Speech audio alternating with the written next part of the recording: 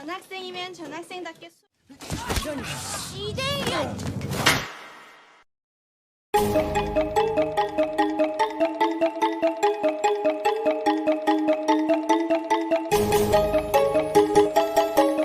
Yo yo yo, what's up sobat gabut, terus balik nah mbak aku Mas Pai di channel Mas Pai 03.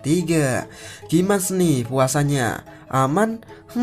Alhamdulillah. Oke, di video kali ini Mas Pai akan merangkum alur cerita film asal Korea lagi yang berjudul She's on Duty. Film ini rilis pada tahun 2005 yang menceritakan tentang kisah seorang detektif kepolisian yang menyamar menjadi murid SMA dengan tujuan untuk menuntaskan kasus kriminal yang merajalela. Nah, gimanakah kisahnya? Langsung saja kita ke alur filmnya. Los.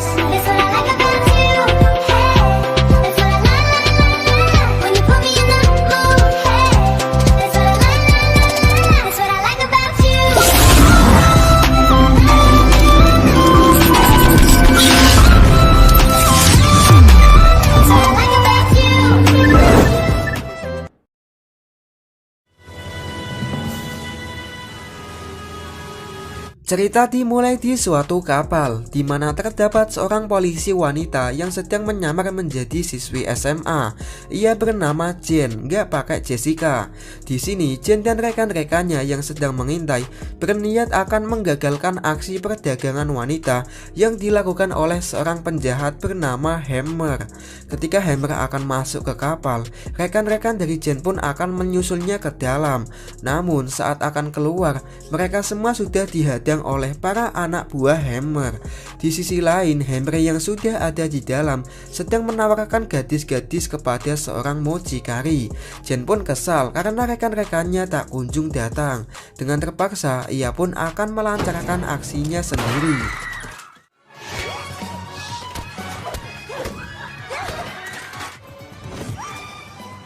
Pada saat Jen terpojok, tiba-tiba ternyata mucikari tersebut adalah seorang polisi yang juga menyamar. Ia bernama Detektif Yo. Setelah kejadian tadi, Detektif Yo pun merasa kesal karena misinya kali ini tidak berjalan mulus. Hal itu dikarenakan ulah Jen yang gegabah. Dan jika Jen tidak melakukan kesalahan tersebut, maka Detektif Yo akan dibawa Hammer ke tempat bos besarnya. Lalu ia pun akan menangkap semuanya. Akan tetapi rencana tersebut nampaknya gagal. Scene beralih ke para atasan polisi yang sedang melakukan meeting, di mana dalam meeting tersebut mereka semua membahas soal dua bos gangster terbesar di Seoul yang bernama Chae-young dan Bae Do-sang.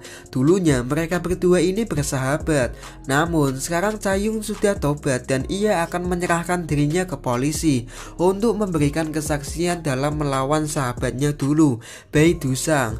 Tapi sebelum itu ia meminta syarat terlebih dahulu, yaitu para polisi harus menjamin keselamatan dirinya dan juga anaknya. Beberapa bulan sebelumnya, ketika para polisi sedang membawa Chae-young, tiba-tiba sekumpulan gangster datang menggebuki mobil mereka. Lalu Chae-young pun kabur sendiri, dan dari situlah ia sudah tidak percaya lagi kepada polisi. Kembali ke meeting, di mana terdapat salah satu atasan sekaligus paman dari Jen yang bernama Ha-jung memiliki ide untuk menangkap Chae-young. Di sini ia akan menyerahkan keponakannya yaitu Jen untuk menyamar menjadi siswi di SMA dengan tujuan agar Jen bisa berteman dengan anaknya Chae-young yang masih sekolah. Kemudian Jen pun akan mencari tahu keberadaan Chae-young dari anaknya itu, dan nampaknya para atasan lain pun menyetujui cara tersebut. Keesokan harinya, Ha-jung langsung menyuruh Jen untuk menjalankan misi penyamarannya tersebut. Awalnya Jen tidak mau karena ia sangat membenci dunia sekolah. Dan faktanya, dulu Jen merupakan siswi yang bodoh dan ia tidak pernah mendapatkan prestasi. Akan tetapi, yang namanya tugas negara tidak boleh ditolak. Dan akhirnya, dengan sangat terpaksa ia pun menjalankan misi tersebut.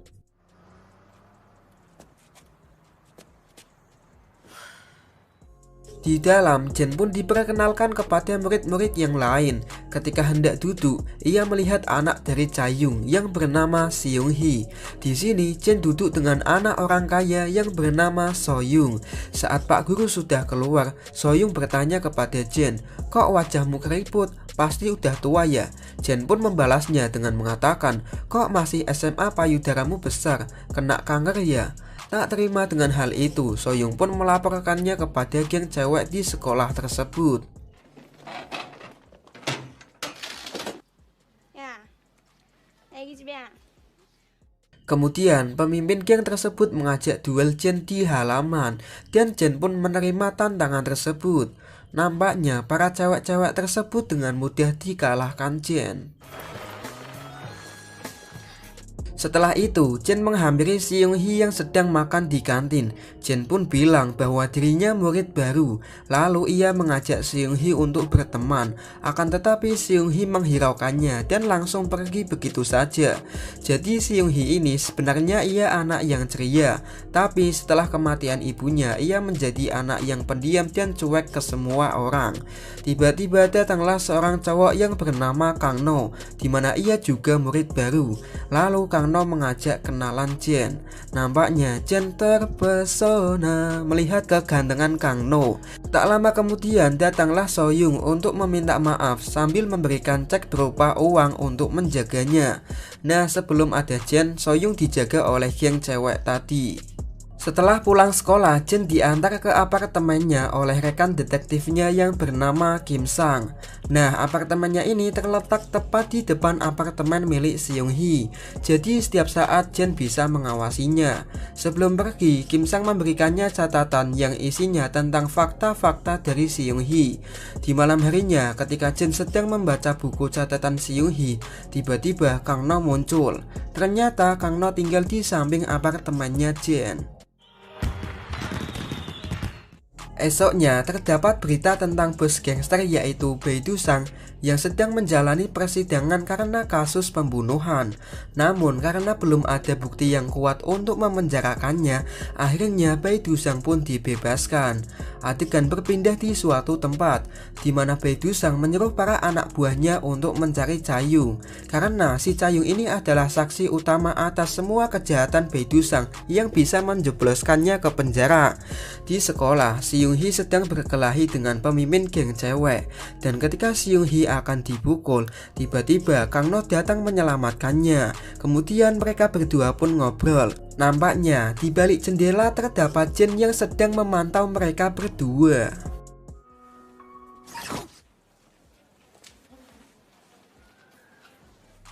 Ketika Jen dan So-young berada di loker, tiba-tiba pemimpin geng cewek datang. Cewek tersebut pun akan membalaskan dendamnya kepada Jen, tapi kali ini ia mengundang para pasukan cowok. Melihat hal tersebut, Jen tak ada rasa takut sedikit pun. Lalu cowok tersebut menantang Jen untuk duel di halaman sepulang sekolah. Di sisi lain, ketika Seung-hee di toilet sendirian, ayahnya yaitu Chaeyoung datang menemuinya secara sembunyi-sembunyi. Di sini ia meminta Seung-hee untuk sekolah di luar negeri saja. Akan tetapi Seung-hee menolak ajakan ayahnya tersebut. Pada saat Chaeyoung akan pergi, tiba-tiba Jen melihatnya. Sontak ia pun langsung mengejarnya.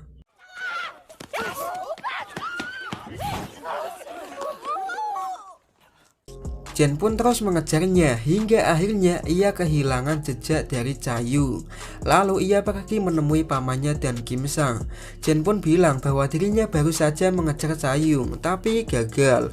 Seketika pamannya yaitu Ha-jung memiliki ide agar Jen bisa bersahabat dengan Seung-hee, yaitu dengan cara menyewa beberapa orang untuk mengganggu Seung-hee. Kemudian Jen datang berpura-pura menyelamatkannya.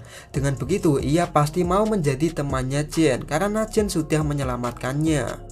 Sepulangnya sekolah, ketika Jen sedang membuntuti Seung-hee, tiba-tiba kumpulan geng cowok cewek datang menghadangnya. Di sini Jen yang sedang buru-buru karena ada rencana akan menyelamatkan Seung-hee pun meminta agar duelnya besok saja. Akan tetapi para cowok itu tetap bersikeras untuk menyelesaikannya sekarang. Dengan terpaksa Jen pun langsung menghajar mereka semua.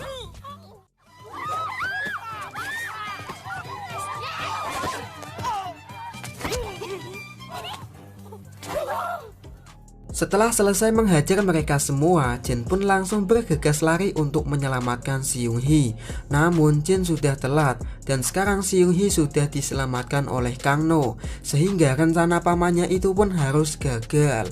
Malam harinya Jen membayangkan kehebatan Kang No saat bertarung tadi, dan nampaknya ia sudah mulai menyukai Kang No. Akan tetapi ia tak mau hal itu terjadi karena ia sadar kalau dirinya ini seorang polisi yang sudah dewasa, sedangkan Kang No masih bocah SMA. Saat akan tertidur, tiba-tiba ada seseorang yang mengetok pintu, dan ternyata itu adalah Kang No. Lalu Kang No mengatakan bahwa dirinya cinta kepada Jen. Seketika ia pun langsung nyosor. Tiba-tiba Jen terjatuh dari kasurnya dan ternyata itu hanyalah mimpi. Tak lama kemudian Kang No datang seperti mimpi yang dialami Jen tadi. Akan tetapi di sini Kang No hanya mengingatkan Jen untuk segera berangkat sekolah agar ia tidak terlambat. Ketika di sekolah, Jen dikagetkan dengan adanya guru baru, di mana guru baru tersebut adalah detektif Yo yang dulu pernah bersama Jen di kapal. Tak terima dengan hal itu, Jen pun menemui pamannya, lalu mengatakan bahwa dirinya tidak ingin detektif Yo ikut-ikutan dalam misi ini. Namun, lagi-lagi yang namanya tugas negara tidak bisa ditolak, dan ia harus bekerja sama dengan detektif Yo dalam menangkap Cha-young. Singkat cerita, Bae Du-sang menanyakan keberadaan Cha-young kepada anak buahnya. Namun anak buahnya ini masih belum bisa menemukan Cha-young. Lantas Bae Du-sang pun kesal dan menyuruh anak buahnya untuk segera mungkin menemukannya. Sementara itu So-young melihat Jen yang diberi sejumlah uang oleh Om-om, yang padahal Om-om tersebut ya pamannya sendiri. Akan tetapi di sini So-young mengira kalau Jen telah menjadi cewek bookingan. Esoknya, berita tentang Jen yang menjadi cewek bookingan telah tersebar, sehingga dirinya dijauhi teman-temannya. Namun, lain halnya dengan Seung-hee, ia malah mengajak Jen berteman, karena ia merasa kalau Jen ini memiliki masalah hidup yang sama beratnya dengan dirinya. Lalu, Jen pun merasa senang, karena sekarang ia sudah berteman dengan Seung-hee. Singkat cerita, tibalah di ujian sekolah. Jen yang tidak mengetahui apa-apa tentang pelajaran kemudian meminta bantuan pamannya, yakni Ha-jung. Di sini Ha-jung menyewa orang untuk mengerjakan soal milik Jen. Nah, nantinya Ha-jung akan memberitahu jawaban orang tersebut kepada Jen melalui earphone yang sudah dipasang di telinga Jen. Awalnya semua berjalan lancar, tapi setelah Pak Guru mendekati Jen, semuanya pun berubah, di mana Pak Guru tersebut telah mengetahui kelicikan Jen. Kemudian ia membawanya ke ruang guru. Sesampainya di sana, Jen yang merasa keadaannya sudah terdesak pun memberitahu Pak Guru bahwa dirinya ini sebenarnya seorang polisi yang sedang menyamar. Lalu muncullah Ha-jung sambil memperlihatkan lisensi polisinya. Mengetahui hal tersebut, Pak Guru pun mendukung misi mereka berdua. Malam harinya, Seung-hee dikejutkan dengan adanya surat di meja, yang mana surat tersebut dari ayahnya yang akan meninggalkan Korea untuk selama-lamanya. Mengetahui hal tersebut, Seung-hee pun sedih. Kemudian ia pergi menemui Jen untuk curhat dengannya. Di sini Jen mencoba untuk menenangkannya dengan mengatakan, "Kau beruntung masih punya bapak, lah aku udah ditinggal dari kecil." Keesokan harinya, Jen yang sudah mengetahui keberadaan Cha-young pun pergi ke bandara bersama pamannya. Ketika Cha-young sedang menunggu Seung-hee untuk berpamitan, tiba-tiba para anak buah Bae Du-sang datang untuk menangkapnya. Lalu Jen dan yang lainnya pun ikut mengejarnya, sampai pada akhirnya Cha-young pun terkepung oleh para anak buah Bae Du-sang dan juga tim dari kepolisian. Tak lama kemudian datanglah seseorang menggunakan motor, di mana orang tersebut berniat akan menyelamatkan Cha-young dengan membuat asap dari ban motornya. Nah, dengan hal itu Cha-young pun bisa kabur. Saat pemotor itu akan pergi, ia sempat tertembak oleh detektif Yo yang membuatnya jatuh. Namun ia masih bisa bangkit, dan ketika detektif Yo akan menembakkannya lagi, hal tersebut dihentikan oleh Jen karena si detektif Yo ini hampir saja melukai orang tak bersalah. Sebelum pulang, Jen sempat menemukan jam tangan milik pemotor tadi, di mana jam tangan tersebut mirip sekali dengan jam tangan yang dipakai oleh Kang No. Sesampainya di apartemen, ia langsung menemui Kang No untuk memastikannya. Di sini Kang No berbohong dengan mengatakan bahwa jam tangannya masih ada di dalam apartemen. Esoknya, Jin yang masih penasaran pun menyuruh Kim Sang untuk mencari tahu siapakah Kang No ini. Dan ternyata Kang No ini adalah orang yang juga menyamar menjadi siswa. Hal itu ia lakukan atas perintah dari Cha-young untuk menjaga putrinya yaitu Seung-hee. Jadi Kang No ini adalah tangan kanannya Cha-young. Kemudian Jin menghampiri Seung-hee dan meminta maaf kepadanya karena selama ini ia telah berbohong bahwa sebenarnya ia ini bukanlah siswi SMA, melainkan seorang polisi. Mendengar hal tersebut, Seung-hee pun nampak kecewa. Tapi ia akan memaafkan Jin jika Jin mau menjaganya dari orang-orang jahat. Di malam harinya, Jin mendapat kabar bahwa pamannya telah ditusuk seseorang. Kemudian ia pun langsung bergegas pergi ke rumah sakit untuk menjenguk pamannya. Sepulangnya dari rumah sakit, di tengah jalan tiba-tiba Kim Sung membelokkan mobilnya dan memilih jalan yang bukan menuju apartemennya Jin dan Seung-hee. Ternyata ia membawa mereka berdua ke tempat di mana para anak buah Bae Dusang berkumpul. Jadi Kim Sung ini telah berkhianat karena ia sedang membutuhkan banyak uang untuk biaya pengobatan istrinya. Kemudian para anak buah Bae Dusang membawa Seung-hee dan mengkeroyok Jin. Singkat cerita, Cha-young pun datang ke tempat Bae Dusang karena ia mendapat kabar kalau putrinya sedang ditahan di sana. Dan benar saja, sesampainya di sana, ia melihat putrinya yang sedang disandra. Nah, di sini terungkap alasan kenapa Cha-young berselisih dengan Bae Dusang. Alasannya karena Cha-young tidak suka dengan sikap Bae Dusang yang selalu ingin menguasai. Kemudian Bae Dusang mengajak Cha-young bayuan, di mana jika Cha-young menang, maka Bae Dusang akan memberikan seluruh kekayaannya dan mengembalikan putrinya. Tapi jika kalah, maka putrinya akan menjadi milik Bae Dusang. Sementara itu, Jin yang sudah tidak berdaya dihampiri oleh pengendara motor kemarin, yang mana itu adalah Kang No. Lalu mereka berdua pun langsung bergegas pergi untuk menyelamatkan Seung-hee. Kembali ke dua bos gangster yang sedang bertarung. Awalnya Cha-young bisa menghajar Bae Dusang, akan tetapi di sini salah satu anak buah cewek dari Bae Dusang menembakkan suntikan ke Cha-young yang membuatnya lemas. Dan Cha-young pun dihajar habis-habisan oleh Bae Dusang. Kemudian ia menusukkan sebuah pisau tepat di perutnya. Seung-hee yang melihatnya pun sangat amat sedih. Tak lama setelah itu, datanglah Jin dan Kang No.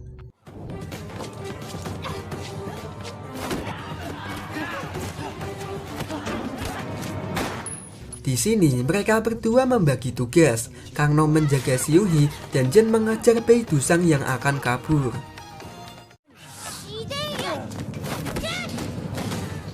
Pada saat akan kabur menggunakan mobil, Jin berhasil melompat ke mobil tersebut yang membuat sopir tidak bisa melihat jalan, lalu menabrak. Setelah itu, Jin pun langsung menangkap Bae Dusang dan tiba-tiba datanglah detektif Yoh sambil menodongkan sebuah pistol. Ternyata detektif Yoh ini juga telah berkhianat dan ia lebih memilih bekerja sama dengan Bae Dusang karena alasan cuan. Ia juga mengatakan bahwa dirinya lah yang telah menusuk Ha-jung karena ia sudah muak dengan semua perintah Ha-jung. Mendengar hal tersebut, Jin pun sangat marah. Kemudian ia pun langsung menghajarnya. Di sisi lain, Kang No juga sedang berjuang mati-matian untuk melindungi Seung-hee dan ayahnya. Dan pada akhirnya mereka pun berhasil memenangkan pertarungan. Lalu para polisi pun akhirnya datang. Nampaknya Cha-young belum mati dan masih bisa diselamatkan. Di sini Jin masih kesal dengan Kim Sung yang telah berkhianat. Tiba-tiba datang salah satu polisi yang mengatakan bahwa pamannya yakni Ha-jung sudah sadar. Hal itu tentu membuat Jin lega. Terlihat Kang No tidak mendatangi kerumunan dan lebih memilih untuk pergi sendiri. Di akhir film diperlihatkan Jin kembali menyamar, dan kali ini ia menyamar menjadi biarawati. Ketika sedang mengejar targetnya, tiba-tiba sang target dijatuhkan oleh seseorang, dan ternyata orang itu adalah Kang No. Lalu mereka berdua pun, mantap, tamat.